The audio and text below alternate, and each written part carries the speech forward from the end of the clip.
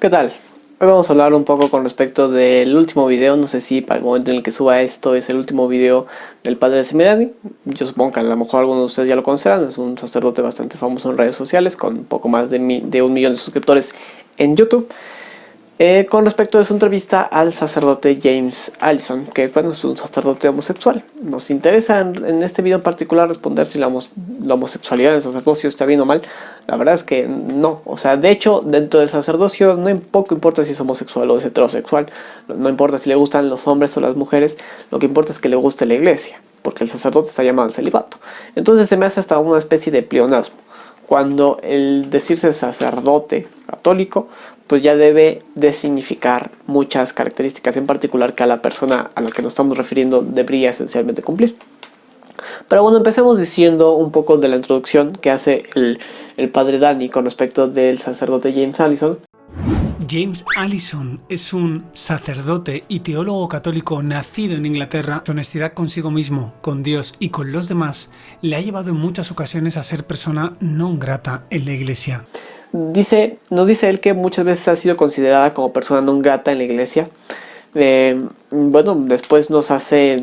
O sea, el tono del video nos hace pensar que por qué es considerada persona non grata. ¿Por ser homosexual? La verdad es que no lo creo. No creo que por ser homosexual.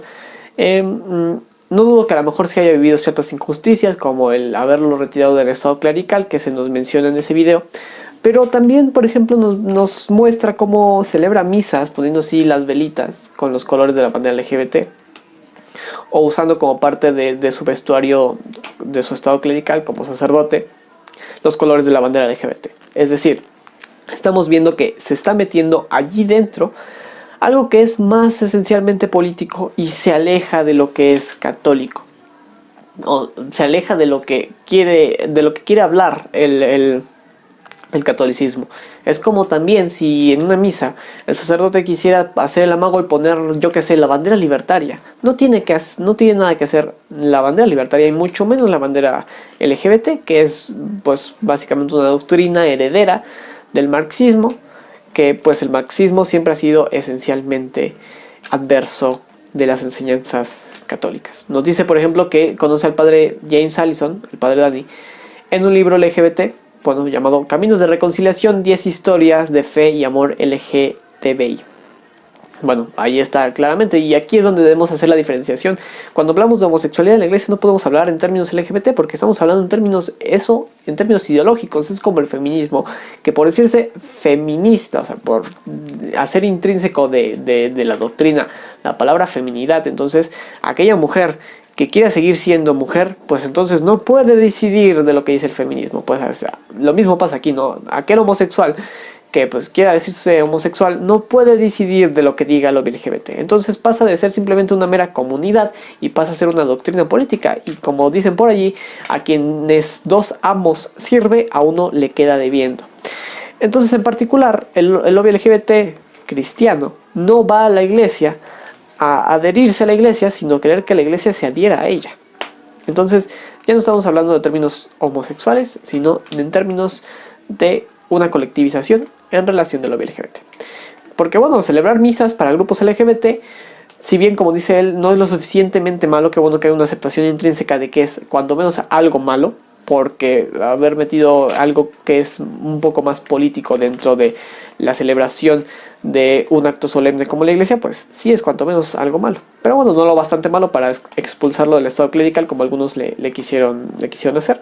Y dice, menos en el pontificado de Francisco, que dijo, hagan lío y vayan a las periferias. Yo no creo que el sentido del mensaje del Papa Francisco, cuando lo dijo en aquel momento, creo que lo dijo pues ya hace algún tiempo, sea el ir con comunidades para decirles lo que quieren oír, porque ese no es el trabajo de la iglesia. Se supone que el trabajo de la iglesia es ir y decir la verdad, y si se va y no se dice la verdad, entonces bueno, no se está haciendo un trabajo esencialmente bueno. Y más aún, si se cambia lo que es la verdad, entonces significa, si es que la iglesia se dice a sí misma, o sea, bueno, acreedora de la verdad y pues la única fundada por Dios, pues entonces si cambia la verdad significa que Dios cambió de opinión y por tanto Dios es relativo y no absoluto. Y si la verdad es absoluta pero Dios no, entonces Dios no sería la verdad, que entonces la iglesia estaría siendo hipócrita. Entonces no puede esto ser así. Bueno, luego hace una especie de lo que me parece una crítica al pontificado de San Juan Pablo II, diciendo que en su momento, y lo parafraseo, yo parafraseo su paráfrasis, diciendo con respecto de las parejas homosexuales que es una especie de amor defectuoso, infructífero. Donde yo recibí la gracia de entender, caramba, este amor no era un amor defectuoso, no era, como decía hasta el Juan Pablo II y todos sus altos tenientes, ¿no? Que es un amor hedonista, de autoindulgente, que no lleva a nada, no tiene fruto, etcétera, etcétera. Por lo cual significa no tiene hijos. Pero la idea de que hay otras formas de fecundidad no les parecía haber entrado por la mente, aunque evidentemente las haya.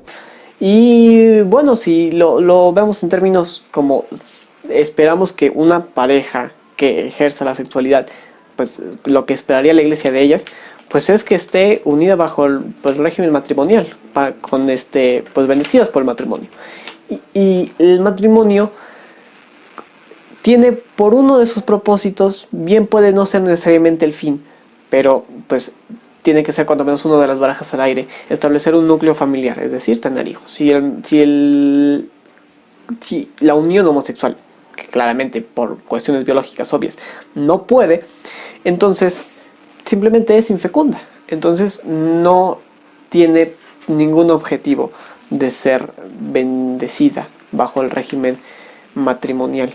Hacerlo, y ni siquiera en términos matrimoniales, sino simplemente bendecir la unión, o sea, no casarlos, pues significa que se está bendiciendo el vivir en un concubinato esencialmente pecaminoso, y que ni siquiera es algo intrínseco de los homosexuales, es algo que también los heterosexuales pueden hacer. O sea, el vivir fuera del precepto matrimonial, sin el compromiso matrimonial, y que también seguiría siendo un pecado. Entonces la verdad es que otra vez ni siquiera es algo que digas, la Iglesia condena específicamente a los homosexuales, y los tacha de sodomitas, simplemente por serlo, ¿no?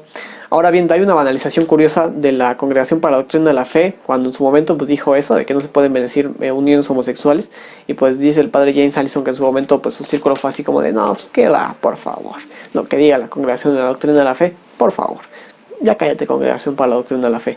Después de la tentativa de la Congregación de la Doctrina de la Fe por el responsum de acabar con las bendiciones de las parejas del mismo sexo, lo que a mí me sorprendió no fue el responsum, con que una inmensa cantidad de gente les dijo básicamente a la congregación, por favor, sea adulto, ya no hables así, eso sí es un poco ridículo. Bastante osado, ¿no? Creo que es un dicho que dirían católicos que no quieren oír, ¿no?